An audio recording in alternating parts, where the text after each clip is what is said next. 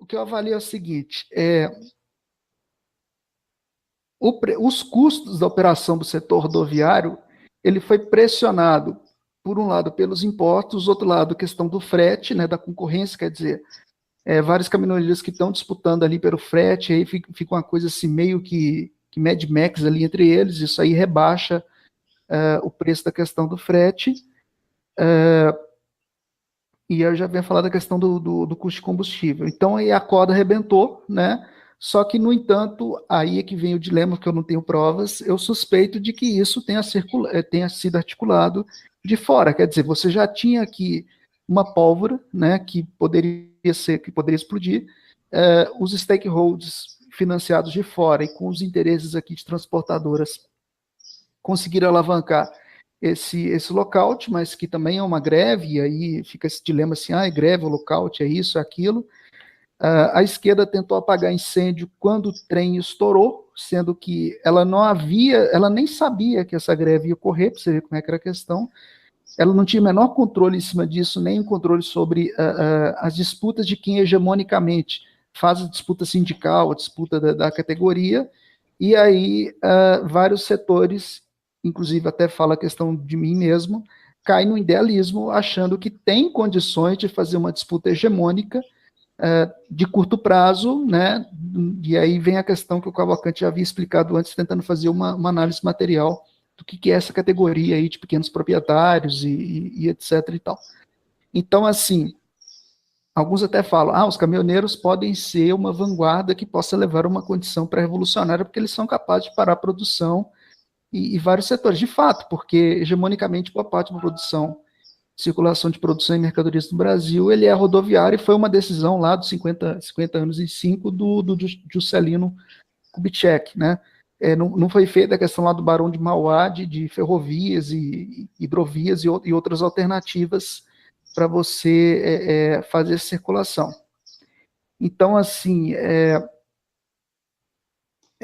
a gente fica perdido, né, nessa conjuntura do que leva a isso, e aí você vê algumas aberrações aí, a população se reúne, e vem os evangélicos e louva a Deus para que o senhor que está na Shell traga de novo combustível, e aí o pessoal que está querendo a volta da ditadura de direita, e essas coisas que naturalmente, no momento de desespero, eles querem uma saída e eles querem reforçar a ordem que está aí, às vezes não é algo consciente, mas eles não encontram uma outra. Entrou aqui o sabe. Eles não encontram uma outra alternativa, sabe? Obviamente, você tem vários blogs aí na internet, setores aí que são institucionalizados, outros não, que tentam fazer via internet uma disputa de opiniões. Você tem várias ressonâncias aí soltando ondas, o Jones Machiavelli solta de um lado, o Danilo solta do outro, e vários outros canais aí de esquerda, Conexão Rio-Minas, que aliás voltou a atividade de cada um deles, até o meu também, vai soltando ondas aí, e cada um aponta daquilo que vê da realidade, né, que não, a conjuntura é essa, o que está ocorrendo é isso, a saída é essa, e etc e tal. Na minha opinião, a questão é o seguinte: primeiro, a esquerda como um todo, seja o setor reformista ou o setor revolucionário, tem que inicialmente, ela tem que se reestruturar, quer dizer, ela tem que arrumar a própria casa. E isso não é coisa que vai ser feita em curto prazo, e obviamente tem suas contradições e disputas internas. A médio e longo prazo, se caso ocorrer essa estruturação, e fazendo essa hipótese, ela pode vir a ter, né, seja a esquerda reformista ou a esquerda revolucionária, ela pode ter as condições de disputar a hegemonia na sociedade. No quadro atual, é apenas o idealismo. Você vê alguns grupos aí falando, vamos lá e disputar os caminhoneiros e assumir a direção do movimento, vem uma posição de desespero, etc. e tal. Tá? Então, assim, a internet, né, esse seu canal, o meu canal, os outros, o canal do Glaucio, etc., é uma composição de disputa. O problema é como isso é coordenado em uma saída política real, né, porque, obviamente, não adianta todo mundo aqui ficar dando pitaco, eu acho isso, o técnico deveria escalar o time desse jeito, e etc. e tal. não adianta também achar que vai conseguir apagar incêndio, né, de curto prazo, tem lá, pegou fogo, aí de repente, vamos todo mundo lá e não vai resolver, sendo que não se fez um preparo antes, não se fez uma disputa antes, né. Opa, apareceu aí. Então, assim, eu avalio o seguinte, todo mundo está perdido. Foi a piada, né? Foi a piada. Não, é porque apareceu aqui a voz da sabedoria, mas eu não vou, porque ele, na verdade, ele não quer aparecer, mas enfim. A gente está rindo de nervoso, tá? Só um pequeno detalhe. Então, a questão é a seguinte, a primeira questão que se deve se perguntar, o que de fato a esquerda quer? E como ela pretende, quais são as estruturas que ela pretende construir para ela atingir a meta, seja lá qual for, porque no caso aqui estou falando uma abstração, que ela tenha a médio, curto ou longo prazo. Tá? Não adianta a gente ficar no idealismo, eu quero, eu acho, e etc., sendo que você não está inferindo a realidade, nem transformando, nem disputando a questão. Eu também não quero evitar de prolongar muito, porque às vezes também vou acabar fazendo um monólogo aqui e etc., mas, por exemplo, existe um comentário que o André Ortega colocou na rede que eu acho que ele é significativo, tá? Então, a primeira questão é o seguinte,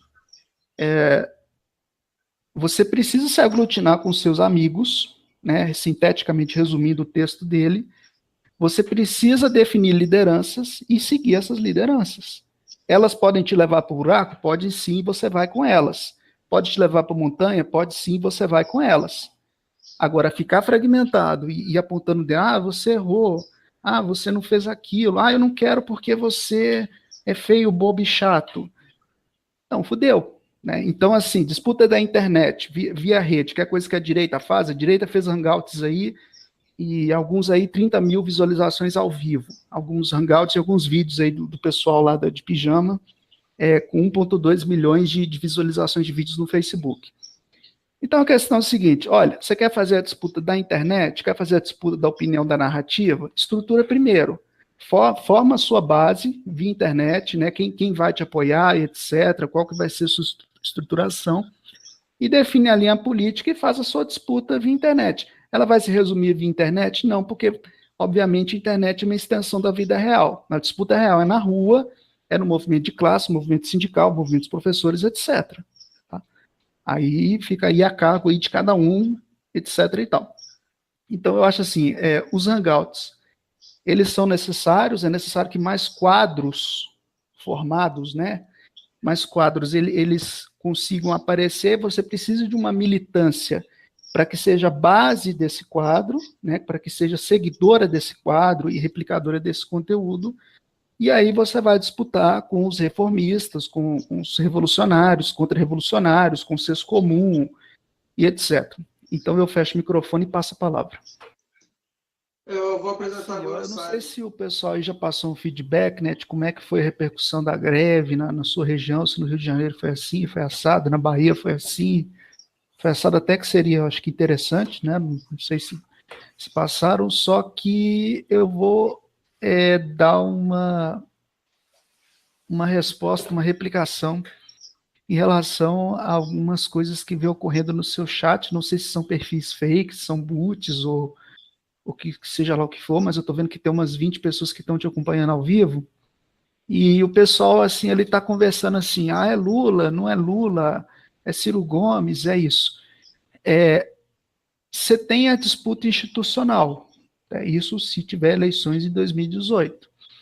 Obviamente alguém vai chegar lá, tá? Então, assim, a nível de esquerdas, você, assim, se tratando de rede social, você tem que se aglutinar onde existe compatibilidade programática e ideológica. Quer dizer, você tem um grupinho ali que é Lula nada, você não tem que ficar discutindo com esse pessoal que não, né, o secto deles é aquilo ali, é desgaste você querer cooptar ou querer debater argumentos, ou etc. Então, é melhor você formar o seu bloco, né, a sua posição, se é pró ou não contra as eleições, até que ponto, qual que seria a tática em função dessas eleições, se realmente existe uma margem de manobra pela via eleitoral, se o nome X, Y, Z, o Boulos, o Manuela, o Ciro, ele aponta uma alternativa na superestrutura do poder político real para você mitigar o quadro e ter uma certa permeabilidade social dentro do Estado para o próximo período. Aí é uma questão de critério de valor de cada um, de orientação ideológica que cada grupo de indivíduos na rede ou de base de organizações partidárias tenha, né, em relação a isso. Então, assim, o pessoal fala muito aqui no chat, o Lula e foda-se para vocês. Né? Aí vem o outro e não sei o que do Ciro Gomes e a coisa fica assim, é Ciro Lula, Ciro Lula, Ciro Lula. Veja bem, as eleições possivelmente, se elas ocorrerem, elas devem ser bem polarizadas. Tá? Então o cenário ele deve ser bem mais tenso daquele que houve em 2014. Outra coisa, o quadro econômico e político do Brasil, a crise representativa e política, ela está pior do que estava antes. Tá? Então há tendências aí em vários países, Argentina, até a Venezuela mesmo, onde a margem de pessoas que votaram é um número menor, quer dizer, você tem menos pessoas que se sentem motivadas a participar da democracia burguesa, até na Venezuela, que não é socialismo nem nada, porque não conseguem ver respostas materiais dentro da democracia liberal burguesa e nem dentro da pretensa esquerda. Ou ainda no caso lá do Peru, que o presidente à direita preferiu se abdicar de investigações de Lava Jato. Então, assim, a questão da internet, dos meios de comunicação, 247, Jones Machiavelli, Conexão Rio-Minas, o meu canal, o canal do Eduardo, o Meren das Trevas, o canal do Glaucio, da Tese 11, vários canais que você tem aí de esquerda, assim, você tem que formar um bloco, né, mas isso é opinião minha, obviamente, ninguém aqui é obrigado a concordar, onde você tem uma compatibilidade. Você é simpático à via eleitoral do Lula, então você forma o seu bloco, você vai discutir entre o seu agrupamento e discute programas e alternativas em cima de uma figura eleitoral. Se não, forma o seu bloco e etc. Vai ter MAV financiado? Pode ter, de repente falam, Gustavo Castanhon e não sei o que, isso e aquilo. Pode ter aí estruturas aí midiáticas que são financiadas pela própria esquerda, assim como tem a direita também, e eles, obviamente, seguem o proselitismo dele, exemplo aí o 247, que mantém aí nessa firmeza aí dogmática, né, digamos assim, dessa forma. Então, assim, estourou agora, né, a questão aí dos caminhoneiros, que levou aí essa explosão aí veio a questão da greve dos petroleiros, mas aí vem em cima a questão da multa lá de 2 milhões, quer dizer, o Estado que já age recrudescendo para evitar que se dilua a pauta, né? Eu acho que eu concordo com o Cavalcante que deve se mobilizar outras categorias para que elas consigam se colocar em movimento e fazer uma tentativa de fluxo, ainda que o quadro ele seja de estar a reboque da direita, grosso modo, das direitas, né, melhor dizendo, da elite, né, elite econômica e política.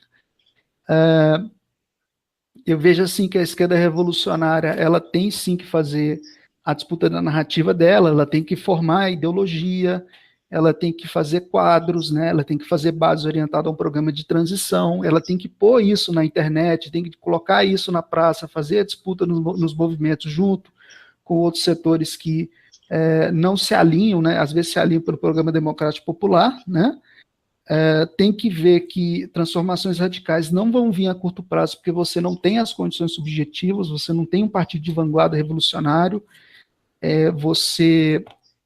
a esquerda, grosso modo, ela perdeu a guerra ideológica, né, ela perdeu o trem da história em 2013, e, obviamente, cada grupo, né, cada organização partidária e sindical tem suas próprias relações com o Estado, seus próprios interesses materiais e políticos, né, sua própria posição programática e ideológica. E, assim, eu espero ter contribuído aqui com essa videoconferência do Eduardo. Se ele me chamou aqui, porque ele achou que tanto eu, tanto o Raione, tanto quem teve aqui viria a contribuir construtivamente e apontar uma opinião, né, do que está acontecendo, do que acha, ou do que deveria ser. e etc. Tá? Então eu fecho o microfone e passo a palavra. Então, o O pessoal está comentando aqui várias coisas. Realmente, um outro que comentou, o Boulos e a Manuela não deveria ter lançado candidato e candidatura e etc. e tal. Eu também compactuo com a tese, tá, de que realmente nesse quadro que a própria esquerda, do que é esquerda, do que não é esquerda, ela enfrenta, ela deve, né, e de certa forma foi reduzir o número de opções eleitorais do campo centrista ao campo mais à esquerda ideológica. Tá? No caso, eu vou utilizar esses termos, apesar de utilizar termo esquerda e direita, mais atrapalha do que ajuda. O que você tem é assim, você tem os reformistas, você tem os social-democratas, os revolucionários, mas não tem penetração de massas. Né? Quem hegemonicamente, onde os trabalhadores estão, né, é no PT e no PCdoB. A grosso modo, a partir de seus sindicatos e suas organizações de base. Hegemonicamente, estão nessas estruturas. De fato, né, deveria ter sido reduzido o número de candidaturas à esquerda, né, seja de centro ou de extrema esquerda, e de certa maneira isso aconteceu. Felizmente, aí o Ricosta Pimenta, que não significa nada na política, mas felizmente aí ele adotou a postura de que não vai lançar candidatura, então a posição dele é correta. O PCB também, felizmente, possivelmente ali os quadros ali mais avançados, optaram por não lançar candidatura própria e se hegemonizar num campo mais ao centro, que no caso aí era o Boulos, né? Fizeram também a postura correta. O PSDU deveria ter feito essa postura, e o PCdoB deveria ter ido de vice, tá? E lembrando que isso é opinião minha, opinião pessoal, o PCdoB deveria ter ido de vice do Boulos, tá? Para você reduzir o número de opções e centralizar nessas opções em número de opções reduzidas. Mas isso é a posição minha, obviamente tem alguns que não concordam. Só que aí vem outras coisas, por exemplo, o PSOL ele já lançou uma candidatura junto com a Sônia Guajajara. Tá? Alguns quadros do PCB não aceitariam uma aliança do campo que tem representatividade dentro do poder político real. Tá? Então, pelo estatuto do PSOL, né, mas se bem que eles romperam esse estatuto em 2016 e até antes, o PSOL não deveria se fazer alianças espúrias, e aí, no caso, alianças com o ex-governismo, melhor dizendo, no caso aí é o PT e o PCdoB. No entanto, o PCdoB ele também quer passar cláusulas de barreira, porque vai ter agora a questão da cláusula, você tem uma crise representativa e possivelmente que você vai ter muito aí nas cidades, além da polarização, é o branco, nulo, as abstenções e o povo que não se sente representado e não quer saber da estrutura política, da disputa da estrutura política, seja de direita, de esquerda, tanto a própria direita também está fragmentada, etc., e acaba não votando ou digitando branco, nulo, e é induzido propositalmente aí por campos aí neopentecostais, campos aí que tem o interesse político e econômico em cima da soberania do Brasil. Isso acontece. É muito fácil para o senso comum ele adotar o discurso fora todos eles, né? O problema é que você não tem vácuo na política e alguma coisa vai chegar lá. Seja Bolsonaro, seja o que for, alguma coisa vai chegar lá. No legislativo e por aí vai. Então, assim, a minha posição hoje, né, é que eu avalio, mas eu converso com gente do PCB, do PSTU, de outras organizações, não compactuo com essa tese. O parlamento, a disputa do poder, né, o parlamento, ele é só para a esquerda burguesa, né, que tem representatividade, ele não é para a esquerda ideológica, os academicistas, ele é para quem é liderante de movimento social, né, que consegue uma capilarização para chegar no poder político real, né, oportunistas e etc. Não é para outros setores. Então, assim, tem mesmo que reduzir o número de partidos, tem que se centralizar naqueles que têm representatividade, base social e base eleitoral, para que se concentre somente nesses e esses consigam eleger mais representantes do parlamento burguês. Esses representantes, essa via eleitoral vai trazer revolução? Não vai. O que ela vai fazer ali é disputar a correlação de forças e tentar migalhas no poder político real por interesse de classe. Tá? Então, assim, a grosso modo, dificilmente vai denunciar o capitalismo, vai fazer uma disputa ideológica.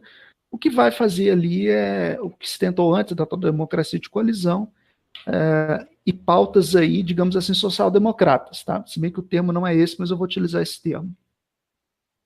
Então, o que o Lenin aponta? Os bolcheviques devem disputar o poder? Sim, devem disputar o poder, devem disputar o parlamento.